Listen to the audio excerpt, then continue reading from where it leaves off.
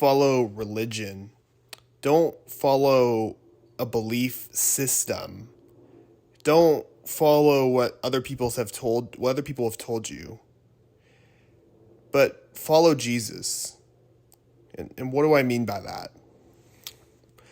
Well, see, I think as human beings and the way the world is, especially here in America, it's very easy to get sucked into religion. And by religion, I mean being religious. I go to church every Sunday, that type of thing, just to clarify. And so it's very easy to fall into religion, and that's not what we're supposed to be following. Christianity, I guess, is kind of categorized as a religion. There's part of me that doesn't like the word and doesn't like it because Christianity gets categorized as a religion. And it's just another religion where it's another way to heaven or something, or another viewpoint on a way to heaven, right?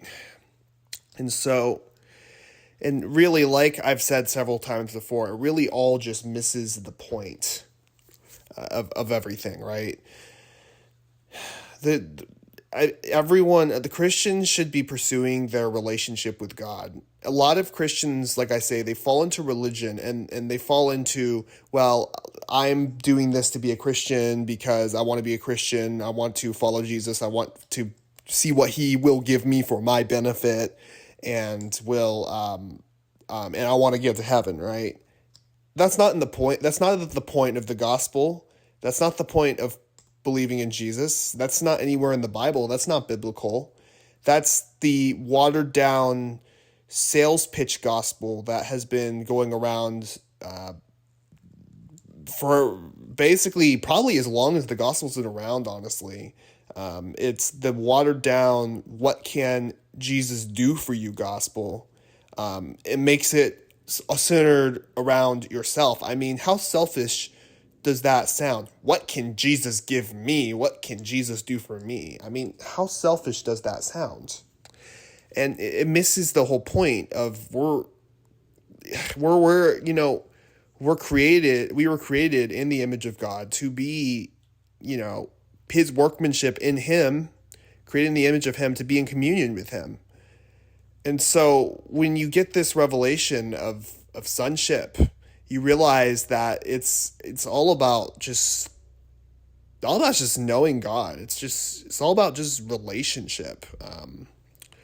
And this whole thing of, well, what about this religion and what about me doing this, and what about this belief? What about this theology? Is this true, or is this true? Is this for today? Is this required for is Y required for X? You realize that all of that is like just pointless. Like why are we talking about this stuff? Like, what's the point of talking about it? It doesn't matter. Okay, well, maybe it does, but it doesn't matter. It's not. It's the whole point is to have, it's just to be in a relationship with God, be in a relationship with the Creator, be in relationship with your Creator, the person, basically, I guess you could say, who created you, who knows the number of hairs on your head, who knows every single thing about you, more about you than you even know about yourself. It's to be in communion with him. And that's what you were created for. You were created to be in communion with him. Now, granted, yes, there was the fall of man, and, sin was entered the world, and that obviously, separates us from God. And that's why Jesus came to not only wash away our sins, forgive our sins, right? But to also reconcile us back to our original, what was to be original state of being. A lot of people think, sin is what you do, right?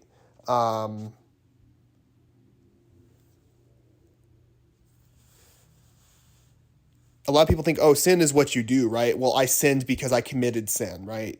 And while that is true, I would categorize those more as as sins.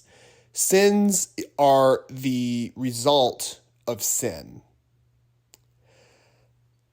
Sin is a state of being. It's a state, it's like a disease, it's a sickness. It's the state of being separated from God. It's the state of being separated from God, basically. And because of that sin nature, because of the fall of man, that sin nature causes and gives birth to sins. And so you realize it's all about relationship, and you realize that it's it's all about, renewing your mind, and, all this stuff about, well, what about this and what about this? It just becomes pointless. And like I said, it requires a revelation. And, it's funny, I was thinking about this today, and dare I say this, I feel like everyone, or at least most people, everyone who's just genuinely just following Christ, following Jesus, has some type of encounter with God. God encounters them in some way, or they encounter God in some way. Now, it doesn't have to be a vision. It doesn't have to be. It doesn't have to be a dream. It doesn't have to be an NDE. It just encounter even just the tangible presence of God.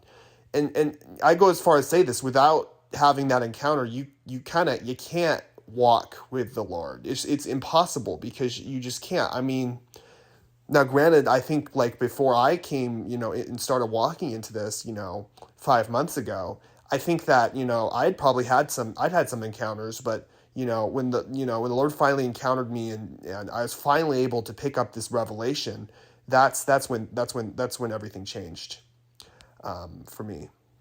So don't follow religion, don't try to classify yourself as, I'm a Baptist. I'm a Presbyterian. I'm a Pentecostal. I'm a charismatic. I'm a whatever. In fact, I believe even Paul warned about denominations. It's there's no point in it. Like we're classifying ourselves, externally by what we're doing, and it goes back to what I talk about all the time about how we classify ourselves with performance. So that's my little message. Don't classify. Make sure your main point of your Christian walk is your relationship with God and fellowship with Him, not trying to figure out what you believe, what's right and what's wrong. Now, there's nothing necessarily wrong with that, but don't obsess over it.